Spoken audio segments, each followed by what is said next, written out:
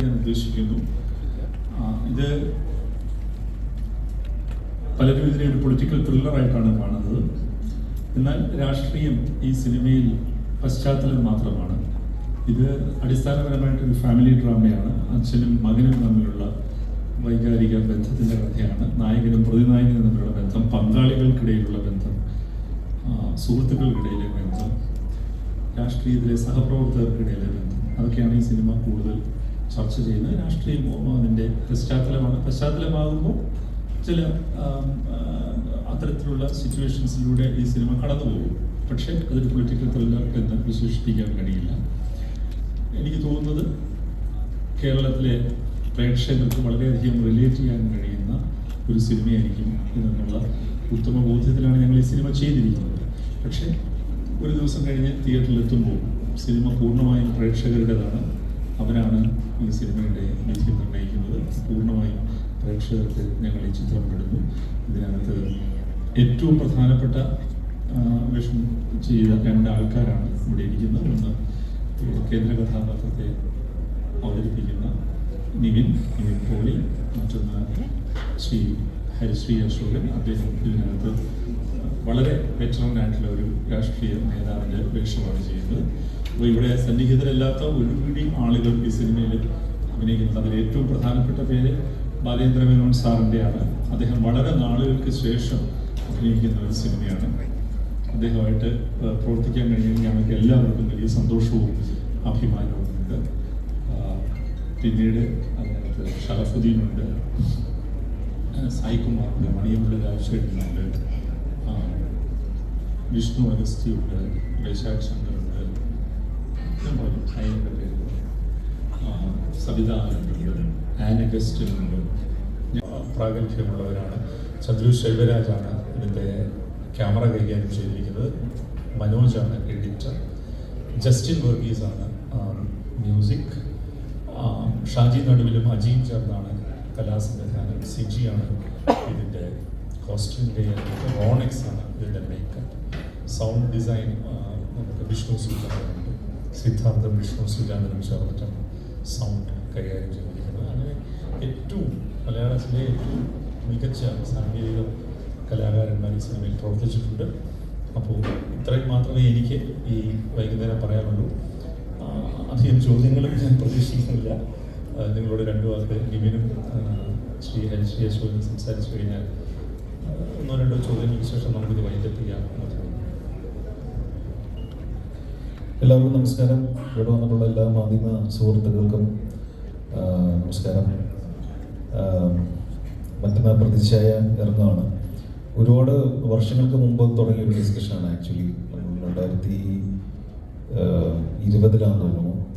Corona എല്ലാം കഴിഞ്ഞിട്ടൊരു lockdown മാറിയ ഒരു സമയത്താണ് ആദ്യമായിട്ട് സാറിനെ കണ്ട് നമ്മൾ ഡിസ്കസ് ചെയ്യുന്നത്.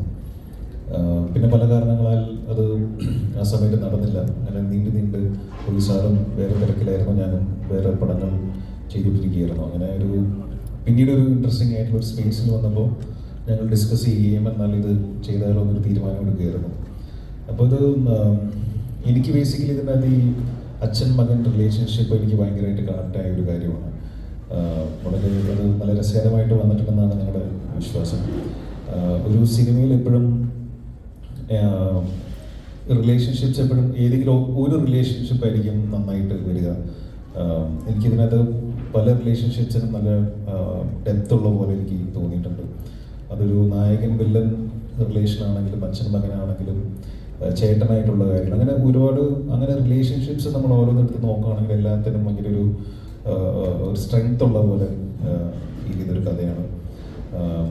ഭയങ്കര ഇൻട്രസ്റ്റിംഗ് ആയിട്ട് ഷൂട്ട് ചെയ്താണ് ഓരോ സീനും. നല്ല ക്വാളിറ്റിയിൽ എടുക്കണം. സാറിന് ഭയങ്കര നിർബന്ധമായിരുന്നു. അങ്ങനെ എല്ലാ സീനും നല്ല സമയമെടുത്ത് നല്ല ക്വാളിറ്റിയിൽ നല്ല സാറും ഗോപാലൻ സാറും കൂടിയാണ് പ്രൊഡ്യൂസ് ചെയ്തിരിക്കുന്നത്. അപ്പോൾ നന്നായിട്ട് സ്പെൻഡ് ചെയ്തിരിക്കുന്ന ഒരു സിനിമയാണ്. പിന്നെ എന്താ പറയുക, എല്ലാം സിനിമയാണ് സംസാരിക്കേണ്ടത്. നമ്മൾ എന്ത് പറഞ്ഞിട്ടും പ്രത്യേകിച്ചൊരു കാര്യവും ഒന്നുമില്ല. അപ്പോൾ സിനിമ പ്രേക്ഷകർക്കും നിങ്ങൾക്കും കണക്ട് ആവട്ടെ എന്നാണ് ഞങ്ങൾ ആഗ്രഹിക്കുന്നത്. അങ്ങനെ കണക്ട് ആവുകയാണെങ്കിൽ നിങ്ങളെല്ലാവരുടെയും കൂടെ ഉണ്ടാവുക, സപ്പോർട്ട് ചെയ്യുക. കാരണം സിനിമകൾ നല്ലത് വരട്ടെ, നല്ല രീതിയിൽ മുമ്പോട്ട് പോകട്ടെ. എന്നൊക്കെ എല്ലാവരും ആഗ്രഹിക്കുന്നൊരു സമയമാണല്ലോ. നിങ്ങളുടെ എല്ലാവരുടെയും സപ്പോർട്ടും പ്രതീക്ഷിക്കുന്നു. Thank you. എല്ലാവർക്കും നമസ്കാരം. ഞാൻ ഉണ്ണിയേട്ടനോട് ആദ്യമായിട്ടാണ് അഭിനയിക്കുന്നത്. 40 വർഷം കഴിഞ്ഞ സിനിമയിൽ 350 സിനിമ അടുത്തായി.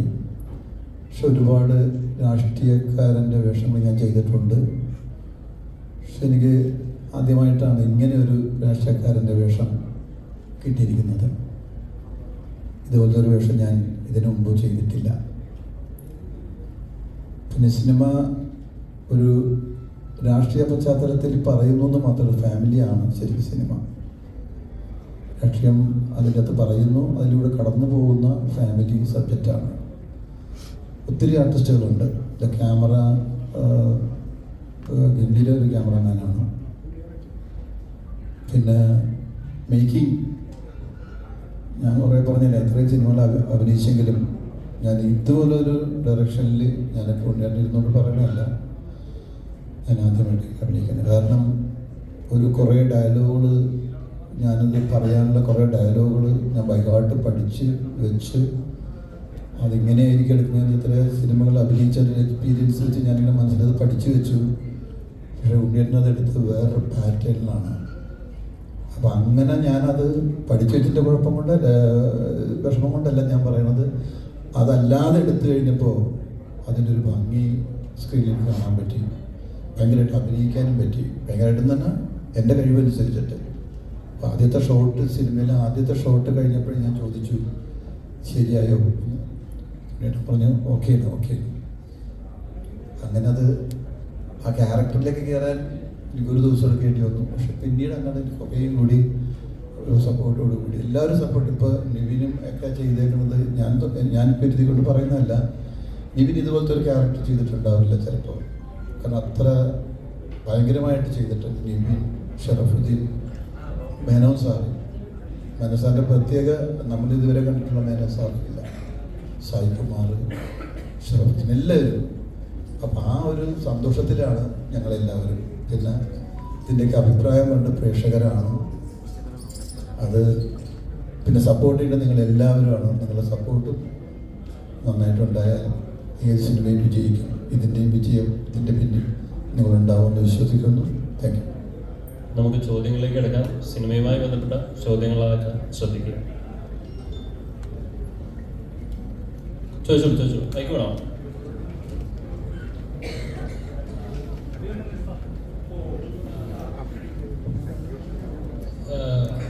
ശരിക്കും പറഞ്ഞാൽ വല്ലാത്തൊരു കോയിൻസിഡൻസ് പോലെ ഫീൽ ചെയ്തു ഇവിടെ സ്ട്രൈറ്റ്.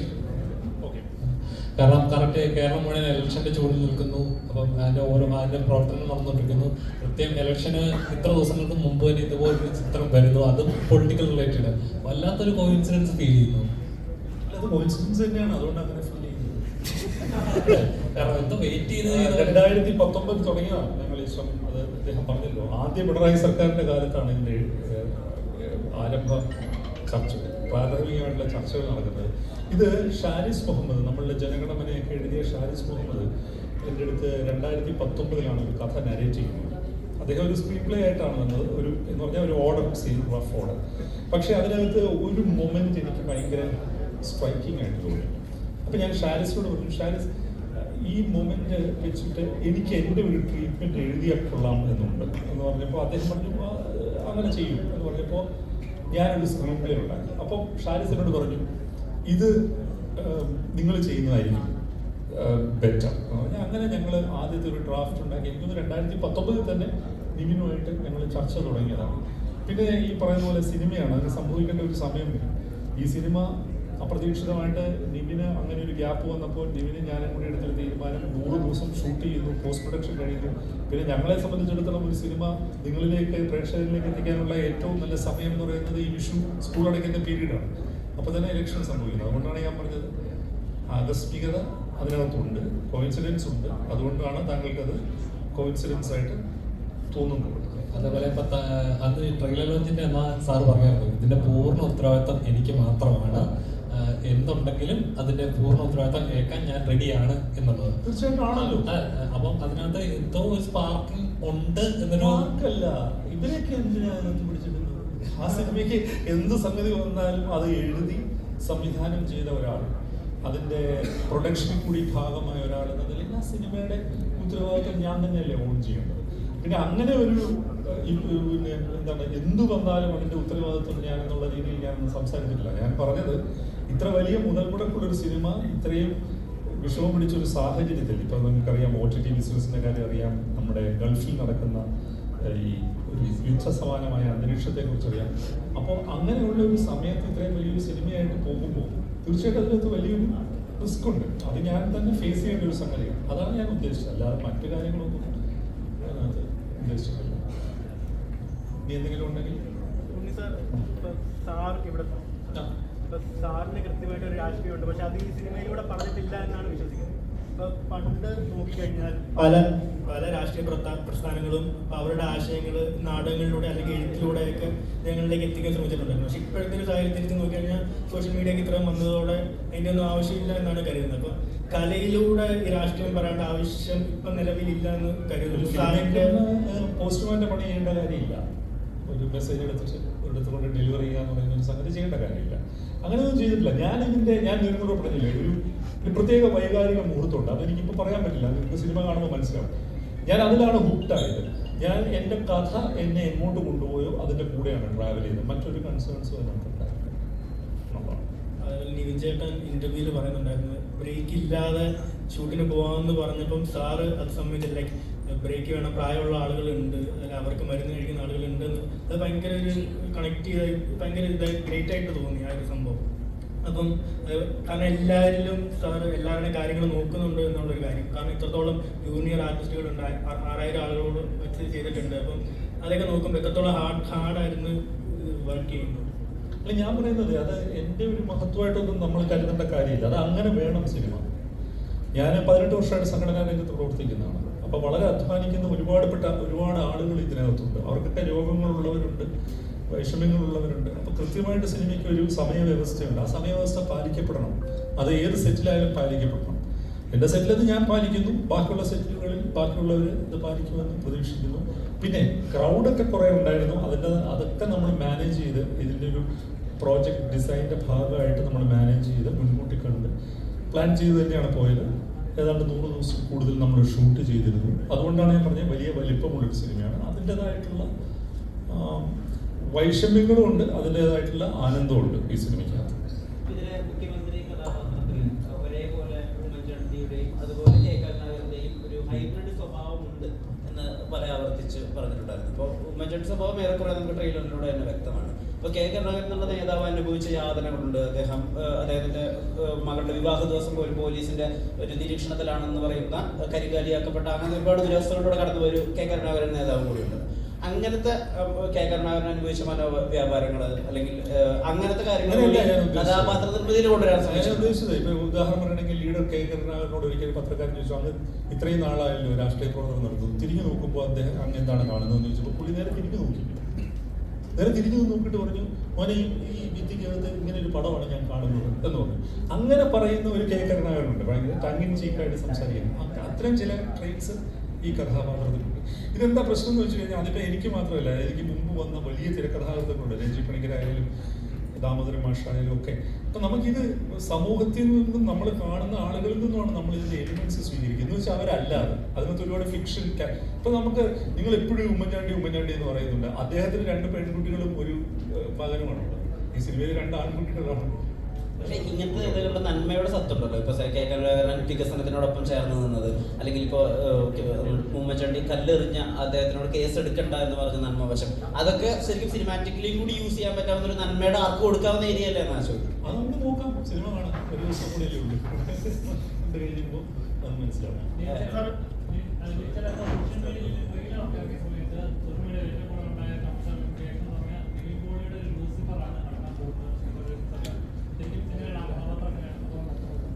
ഇല്ല, അങ്ങനെയൊന്നും നമ്മൾ ഇതിനെ എടുക്കുന്നില്ല. ഇത് ഞാൻ പറഞ്ഞില്ല, ഇതൊരു ബേസിക്കലി ഒരു ഇമോഷണൽ സ്റ്റോറിയാണ്, ഒരു father sun emotional story.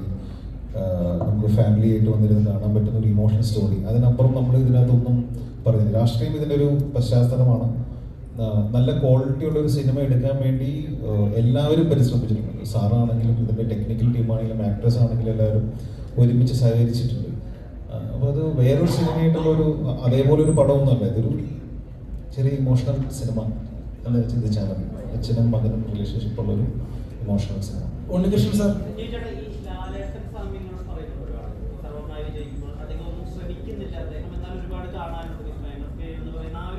Comparison വരുന്നുണ്ടല്ലോ. എപ്പോൾ പൊടിക്കൊരു വിജയം ഉണ്ടെങ്കിലും ലാലേട്ടനായിട്ട് അസോസിയേറ്റ് ചെയ്യുന്നു. ഇപ്പോൾ വിനീതേട്ടൻ തന്നെ പറഞ്ഞിട്ടുണ്ട്, വിനീതേട്ടൻ പറയും പലപ്പോഴും എന്തോ ഇഷ്ടമാണ് ആളുകൾക്ക് എന്നെ എന്നുള്ള ഡയലോഗൊക്കെ. അപ്പോൾ ഇങ്ങനത്തെ കമ്പാരിസണുകളെ പറ്റി അവെയർ ആണോ?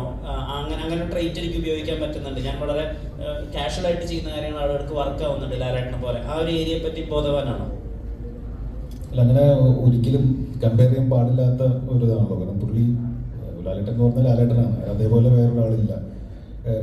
ഞാൻ ബേസിക്കലി ആക്ടിങ് വളരെ കാഷ്വലായിട്ട് എടുക്കുന്ന ആളാണ്.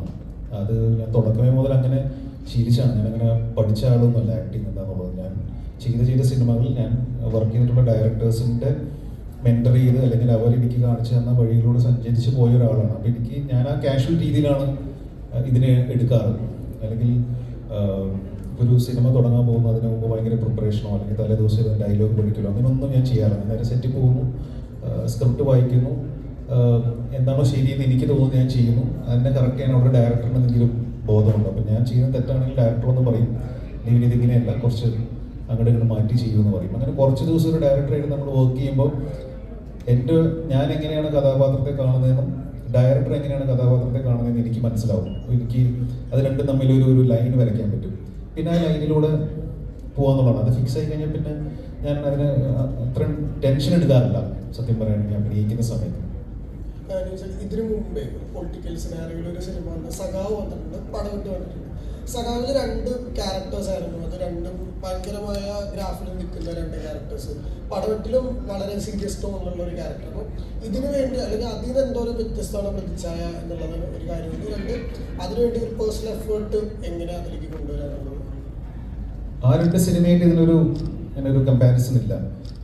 സഖാവ് ഒരു വേറെ കഥ പറയുന്നൊരു സിനിമയാണ്. ഞാൻ ഭയങ്കരമായിട്ട് എൻജോയ് ചെയ്തൊരു പടമാണ്. അതിൻ്റെ ക്യാരക്ടറൈസേഷൻ ആണെങ്കിലും അതിൻ്റെ കഥയാണെങ്കിലും അതിൻ്റെ സിറ്റുവേഷൻസ് ഒക്കെ ഞാൻ വളരെ എൻജോയ് ചെയ്തൊരു സിനിമയാണ്. പടവെട്ട് ഞാൻ വളരെ എൻജോയ് ചെയ്തൊരു സിനിമയാണ്. എനിക്ക് വർക്ക് ചെയ്യാൻ ഇനിയും താല്പര്യമുള്ള ഡയറക്ടേഴ്സിൽ ഒരാളാണ് ലിച്ചു. അതേപോലെ ഒരു പടമല്ല അത്, ഇതൊരു ഡിഫറെൻറ്റ് ഫിലിമാണ്. എൻജോയ് ചെയ്തു. അത് എന്തായാലും എല്ലാ സിനിമയും എൻജോയ് തന്നെയാണ് ചെയ്യാറ്. അത് ഇതും എൻജോയ് ചെയ്തൊരു സിനിമയാണ്. എന്തായിരുന്നു രണ്ടാമത്തെ ക്വസ്റ്റ്യൻ? അതന്നെയാണ്. നിവിൻ ചേട്ടാ, കഴിഞ്ഞ ദിവസം ഒരു ഇന്റർവ്യൂവിൽ ചേട്ടൻ പൊളിറ്റിക്കലായിട്ട് ചേട്ടനൊരു ഒപ്പീനിയൻ ഇല്ല എന്നുള്ള രീതിയിലൊരു അഭിപ്രായം പറയുന്നത് കേട്ടു. കാരണം ഒരു പ്രത്യേക ഒരു പൊളിറ്റിക്കൽ ഒപ്പീനിയൻ അത്തരത്തിലൊന്നും ശ്രദ്ധിക്കാറില്ല. അപ്പോൾ അജിത് ചേട്ടൻ കുറച്ചും കൂടി ആ ഒരു സാഹചര്യത്തെ കുറച്ചും കൂടി നന്നായിട്ട് പറഞ്ഞു. അതായത് പൊളിറ്റിക്കൽ പാർട്ടികളോട് താല്പര്യമില്ല എന്നാണ് നിവിൻ ഉദ്ദേശിച്ചത് എന്ന് പറയുന്നുണ്ടായിരുന്നു. പക്ഷെ ഞാൻ ആലോചിക്കുന്നത്, ഇപ്പോൾ കമ്പാരിറ്റീവ്ലി ഇപ്പോൾ ഉള്ള യുവ നടന്മാരിൽ ഏറ്റവും കൂടുതൽ പൊളിറ്റിക്കൽ സിനിമകൾ ചെയ്തിട്ടുള്ളത് നിവിൻ ചേട്ടനാണ്. ഇപ്പോൾ സഖാവായാലും പടവെട്ടായാലും ഇപ്പോൾ പ്രതിച്ഛായ. അപ്പോൾ പൊളിറ്റിക്കലായിട്ടൊരു അവയർനെസ് ഇല്ലാതെ ഇത്തരത്തിലുള്ള സിനിമകൾ ചെയ്യുമ്പോൾ നമ്മൾ സംവിധായകരുടെയോ എഴുത്തുകാരുടെയോ കൈകളിലെ കളിപ്പാവുകൾ പോലെ ആവില്ലേ? അവർക്ക് പല കാര്യങ്ങളും നമ്മളിലൂടെ പറയാൻ പറ്റില്ലേ? അപ്പോൾ ഒരു അവയർനെസ് മസ്റ്റ് അല്ലേ? എനിക്ക് തോന്നുന്നു ഒരു കോമൺ സെൻസ് ഉണ്ടെങ്കിൽ നമുക്കത് മറികടക്കാൻ തോന്നുന്നു. അങ്ങനെ ഒരു കളിപ്പാവയാവാൻ പറ്റില്ലല്ലോ. നമ്മൾ വാർത്തകളും കാര്യങ്ങളെല്ലാം നമ്മൾ കാണുന്നുണ്ട്. എനിക്ക് ബേസിക്കലി എൻ്റർടൈൻമെൻറ്റ് അല്ലെങ്കിൽ സിനിമ അതിലാണ് എൻ്റെ ഫുൾ ഫോക്കസ് ഉള്ളത്. ഒരു പാർട്ടിയോട് താല്പര്യക്കുറവോ അങ്ങനെയൊന്നുമില്ല. പല പാർട്ടിയിൽ പല കൂട്ടുകാരും പലരെ റെസ്പെക്ട് ചെയ്യുന്ന ഒരുപാട് പൊസിഷനിലിരിക്കുന്ന ആൾക്കാരുണ്ട്. അതെല്ലാം ഞാൻ റെസ്പെക്റ്റോടെ കാണുന്നു. പക്ഷെ ഞാൻ അതിലങ്ങനെ ഫോക്കസ് ചെയ്യുന്നില്ല. ഞാൻ സിനിമ അല്ലെങ്കിൽ ചെയ്തു പോവുക, ഫാമിലി, അങ്ങനത്തെ ഒരു ആ രീതിയിലാണ് പോകുന്നത്. അപ്പോൾ അതുകൊണ്ട് നടക്കുന്നതൊന്നും അറിയില്ല എന്നുള്ളതല്ല. നമുക്ക് എല്ലാവർക്കും ഒരു ദൈവാനുഗ്രഹിച്ച് ഒരു കോമൺ സെൻസ് തന്നിട്ടുണ്ട്. അപ്പോൾ ഞാനൊരു സ്ക്രിപ്റ്റ് കേൾക്കുമ്പോൾ ഇതൊരു ഭയങ്കര പോയിന്റ് ഔട്ട് ചെയ്ത് ചെയ്യുന്നൊരു സിനിമയാണോ അല്ലയെന്ന് മനസ്സിലാക്കാൻ പറ്റാറുണ്ട്. Unnikrishnan sir, first of all ഈ സിനിമയുടെ ടൈറ്റിൽ പ്രതിച്ഛായ വളരെ മികച്ചൊരു ടൈറ്റിലാണ്. അതിന് അഭിനന്ദനങ്ങൾ. സാധാരണഗതിയിൽ എനിക്ക് തോന്നിയിട്ടുള്ളത് ഈ പ്രതിച്ഛായ ഭീതി ഏറ്റവും കൂടുതലുള്ളത് സിനിമാക്കാർക്കും പൊളിറ്റീഷ്യൻസിനുമാണ്. ഈ രണ്ട് പേരുടെ ഇടയിലാണ് ഏറ്റവും കൂടുതൽ പ്രതിച്ഛായ ഭീതിയുള്ളത്. അപ്പൊ അത്തരത്തിലൊരു സാഹചര്യം കൂടി മുന്നിൽ കണ്ടിട്ടാണോ ഇങ്ങനെ ഒരു ടൈറ്റിൽ ഇട്ടത്? ഈ ടൈറ്റിലേക്ക് വന്നത് എങ്ങനെയാണ്? അല്ലെ, നമ്മുടെ ട്രെയിലറിലുണ്ടല്ലോ, ഇപ്പൊ രാഷ്ട്രീയത്തിൽ ഇപ്പോൾ വ്യക്തികളില്ല, പ്രതിച്ഛായകൾ മാത്രമേ ഉള്ളൂ എന്ന് ട്രെയിലറിൽ ഒരു വാചകം പറയുന്നുണ്ട്. അപ്പൊ പ്രതിച്ഛായ നിർമ്മിതികളെ കുറിച്ചിട്ടാണ് ഈ സിനിമ. രാഷ്ട്രീയ പ്രവർത്തനം എന്ന് പറയുന്നത് ഇപ്പോൾ പ്രതിച്ഛായ നിർമ്മിതികളിലൂടെയാണ് കടന്നു പോകുന്നത്. അതുകൊണ്ടാണ് PR-ലും സൈബർ സ്പേസിലും ഇത്രയും കോടികൾ ഇപ്പോഴത്തെ ഇലക്ഷൻ സ്പെൻഡ് ചെയ്യുന്നത്, പണ്ടത്തെ നിന്ന് വ്യത്യസ്തമായിട്ട്. അപ്പോൾ എല്ലാവർക്കും അങ്ങനെ ഒരു ഇമേജ് കോൺസ്ട്രക്ട് ആവശ്യമുണ്ട്. നിർമ്മിക്കപ്പെടുന്ന പ്രതിച്ഛായ വെച്ചിട്ടാണ് എല്ലാവരും ചെയ്യുന്നത്. അതിൻ്റെ ഗുണവും ദോഷവും ഉണ്ട്. ആ ഗുണദോഷങ്ങളെ കുറിച്ച് കൂടിയാണ് ഈ സിനിമ. എന്ന് വെച്ചാൽ അതൊരു ടോൾ ക്ലെയിം ഒന്നുമല്ല, അത് തീർച്ചയായിട്ടും ഒരു കുടുംബാന്തരീക്ഷത്തിലാണ് നമ്മൾ സംസാരിക്കുന്നത്. അതൊന്ന് തൊട്ടുപോകുന്നുണ്ട്. അതെല്ലാം നിങ്ങൾ ഇനി മറ്റന്നാൾ കണ്ട് വിലയിരുത്തിയാൽ മതി. ആരോപണങ്ങൾ വരാനുള്ള ഒരു സാധ്യതയുണ്ടല്ലോ. ഇലക്ഷൻ ആയതുകൊണ്ട് തന്നെ ഒരു പ്രൊപ്പഗണ്ട ആരോപണങ്ങൾ വരാനുള്ള ഒരു സാധ്യതയുണ്ട്. അത്തരം ഒരു ആരോപണം വന്നാൽ അതിനെ പ്രതിരോധിക്കാനുള്ള എന്ത് ഒരു പ്രതിരോധമില്ല. നാളെ കഴിഞ്ഞാൽ ഞാൻ യാത്ര കുറച്ച് ദിവസം കഴിഞ്ഞ് ഞാൻ വരുള്ളൂ. അതൊക്കെ തന്നെ നമ്മുടെ പ്രതിരോധം. ഹരിശ്രീ സർ, ഇപ്പൊ ഈ കൂട്ടത്തില് കുറച്ചും കൂടി എക്സ്പീരിയൻസ് സിനിമയിലുള്ളത് സാറിനാണ്. സാർ വന്നിട്ട് ഇപ്പൊ ഒരു എങ്ങനെ വന്നാലും 25 വർഷത്തിലധികം, 40 വർഷമായിട്ട് പറഞ്ഞു ഞാൻ 40 വർഷം. Sorry sir, sorry sir. അതിന് സോറി പറയേണ്ട കാര്യമൊന്നും. പക്ഷെ അഭിനയിച്ചതാണ് ഞാൻ പറയുന്നത്. തീർച്ചയായിട്ടും സാർ, പണ്ടുള്ള നടന്മാർ, ഇപ്പൊ തിലകൻ സാർ ആയിക്കോട്ടെ, ശങ്കരാടി സാർ ആയിക്കോട്ടെ, മുരളി സാർ ആയിക്കോട്ടെ, ഇവരെല്ലാവരും ഇവരുടെ രാഷ്ട്രീയം പ്രകടമാക്കി തന്നെ സംസാരിച്ചിരുന്ന ആൾക്കാരാണ്. ഞാനൊരു കമ്മ്യൂണിസ്റ്റുകാരനാണ് എന്നൊക്കെ മുരളി സാറും തിലകൻ സാറും അതുപോലെ ശങ്കരാടി സാറും ഒക്കെ സംസാരിക്കുന്ന ഇന്റർവ്യൂസ് നമ്മൾ കണ്ടിട്ടുണ്ട്. അപ്പൊ നിങ്ങളുടെ കാലഘട്ടത്തിലുള്ളവരിലും അത്തരത്തിലൊരു സ്വഭാവം ഉണ്ടായിരുന്നു. പക്ഷെ ഇന്ന് ഒരു രാഷ്ട്രീയ പാർട്ടിയുടെ അനുഭവമുള്ള ആളാണ് ഞാൻ എന്ന് പറയാൻ പലർക്കും ഭയമാണ്. പറഞ്ഞു കഴിഞ്ഞാൽ മറ്റുള്ളവരെന്ത് വിചാരിക്കും, മറ്റൊരു പാർട്ടി എനിക്കെതിരാവും, മറ്റൊരു അണികൾ എനിക്കെതിരാവും എന്നുള്ളൊരു ഭയമുണ്ട്. അപ്പോൾ സാറിന് അങ്ങനത്തെ ഒരു ഭയമുണ്ടോ? സാറിന്റെ രാഷ്ട്രീയം വെളിപ്പെടുത്താൻ ഒരു ഭയമുണ്ടോ? രണ്ടാമത്തെ ചോദ്യം, അല്ല ആദ്യം തന്നെ പറയട്ടെ, മറ്റേ 10 ചോദ്യങ്ങളെന്നാൽ ഞാൻ എല്ലാം പറയാം. ആദ്യത്തെ ചോദ്യത്തിന് മറുപടി അറിയാം. എനിക്ക് ഈ കേരളത്തിലുള്ള എല്ലാ പാർട്ടിക്കാരായിട്ടും വളരെ അടുത്ത ബന്ധമുണ്ട്. അവരൊക്കെ എൻ്റെ സുഹൃത്തുക്കളുണ്ട് പലരും. ഞാൻ അങ്ങനെ സ്നേഹിക്കുന്നവരാണ്. പോരെ? രണ്ടാമത് പറഞ്ഞു. രണ്ടാമത്തെ ചോദ്യം, ഇപ്പൊ ഇങ്ങനെ ഒരു ഡിപ്ലോമാറ്റിക് ആയിട്ടുള്ള ഒരു ആൻസർ ഇപ്പൊ ബി ഉണ്ണികൃഷ്ണൻ സാറൊക്കെ ഇടതുപക്ഷ സഹയാത്രികനാണെന്ന് വളരെ പ്രത്യക്ഷത്തിൽ പറഞ്ഞിട്ടുള്ള ആളാണ്. അപ്പോൾ ഇത്തരത്തിലൊരു ഡിപ്ലോമാറ്റിക് ആയിട്ടുള്ള ആൻസർ വരുന്നത് മറ്റുള്ളവൻ എന്ത് വിചാരിക്കുമെന്ന ചിന്തയിൽ നിന്നാണോ, അതോ ഇന്നത്തെ കാലഘട്ടം വളരെ സെൻസിറ്റീവ് ആയതുകൊണ്ടാണോ? ഞാൻ അങ്ങനെ ഒന്നും ചിന്തിക്കാറില്ല. രാഷ്ട്രീയമായിട്ടല്ല എൻ്റെ ജീവിതം. എൻ്റെ ജീവിതം എന്ന് പറഞ്ഞാൽ എൻ്റെ വീട്ടിലുള്ളവരെയൊക്കെ നോക്കണം. എനിക്ക് മനസ്സിലായ, അതിനുവേണ്ടി ജോലി ചെയ്യുന്നു, പൈസ ഉണ്ടാക്കുന്നു, എന്നെ ആശ്രയിക്കുന്നവരെ ഞാൻ നോക്കുന്നു. പക്ഷേ ഇതിൻ്റെ ഇടയ്ക്ക് എനിക്ക് ഒരുപാട് സുഹൃത്തുക്കളുണ്ട്. അത് രാഷ്ട്രീയമുണ്ട്, അല്ലാതുള്ള മേഖലയിലുള്ള പരിപാടികൾ ചെയ്യുന്ന പല ആൾക്കാരും എൻ്റെ സുഹൃത്തുക്കളാണ്. ഞാൻ നേരത്തെ പറഞ്ഞിട്ടുള്ള കാര്യങ്ങൾ തന്നെയാണ്. എൻ്റെ കയ്യിൽ എന്തെങ്കിലും കൊടുക്കാൻ ആർക്കുണ്ട്, സന്തോഷത്തോടെ ആർക്കാണെങ്കിലും കൊടുക്കുന്ന ആൾ ഇന്ന് വരെ ഞാൻ ചെയ്തിട്ടുണ്ടത്. എനിക്ക് സഹായിക്കുക എന്നുള്ളൊരു എൻ്റെ മനസ്സിലുള്ള എൻ്റെ അച്ഛനും അമ്മയൊക്കെ അങ്ങനെയാണ് എന്നെ പഠിപ്പിക്കണം. അത് ഞങ്ങൾ എല്ലാവരും ചെയ്യുന്നുണ്ട്. അവിടെ രാഷ്ട്രീയത്തിലേക്ക് ഇറങ്ങി ചെല്ലാനുള്ളൊരു സമയം നമുക്കില്ല. കാരണം ജീവിച്ചത് അങ്ങനെയാണ്. എന്നാലും നമുക്കൊക്കെ എല്ലാവർക്കും നമ്മുടെ ഉള്ളിൽ രാഷ്ട്രീയം അറിയാം. പത്രങ്ങൾ വായിക്കുമ്പോഴും ന്യൂസ് കാണുമ്പോഴൊക്കെ നമുക്ക് രാഷ്ട്രീയം അറിയാം. പക്ഷെ അതിനുള്ള ഒരു സമയം നമുക്കിതിന് മാറ്റി വെക്കാനായിട്ടില്ല. ഒരു സെക്കൻഡ് കിട്ടിയാൽ അല്ലെങ്കിൽ ഒരു സമയം കിട്ടിയാൽ ആ സമയം നമ്മൾ സിനിമയ്ക്ക് വേണ്ടി എന്ത് ചെയ്യാൻ പറ്റും, എൻ്റെ ജോലിക്ക് വേണ്ടി എന്ത് ചെയ്യാൻ പറ്റും ചിന്തിക്കുന്ന ഒരാളാണ് ഞാൻ.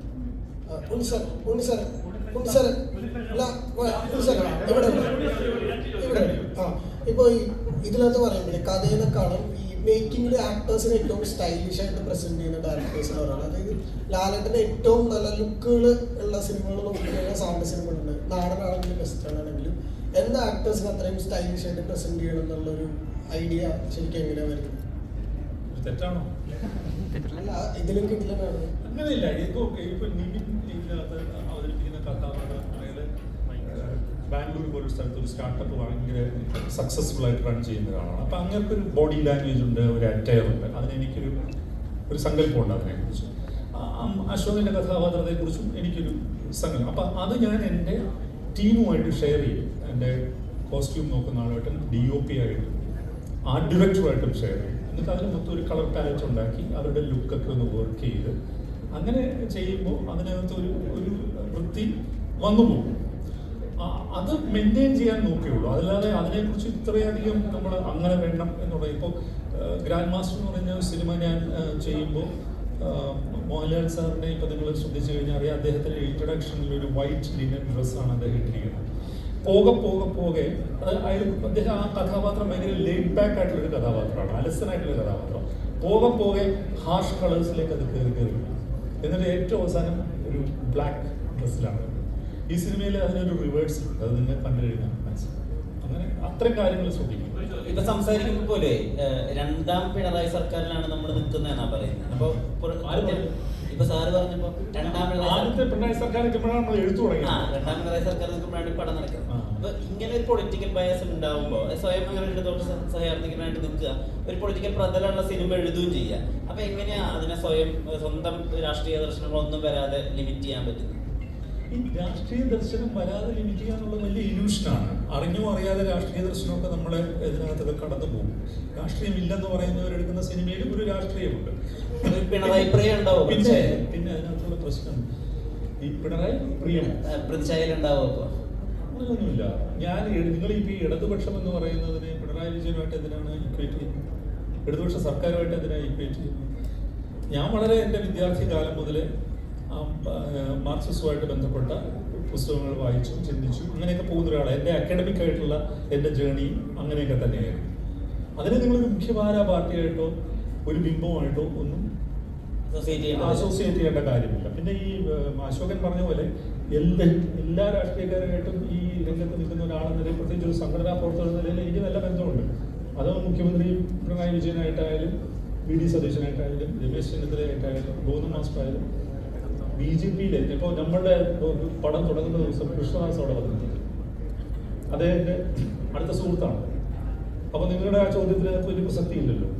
അപ്പോൾ ഇതിന് സിനിമയായിട്ട് കണ്ടാൽ മതി. സിനിമയായിട്ട് കാണുമ്പോൾ അതിനകത്തൊരു രാഷ്ട്രീയമുണ്ട് നിങ്ങൾക്ക് തോന്നിയാൽ നിങ്ങൾ എഴുതും, നല്ല കാര്യമല്ലേ അത്? അപ്പോൾ നമുക്ക് കൂടുതൽ ചർച്ച ചെയ്യാം. അപ്പോൾ എല്ലാവർക്കും നന്ദി.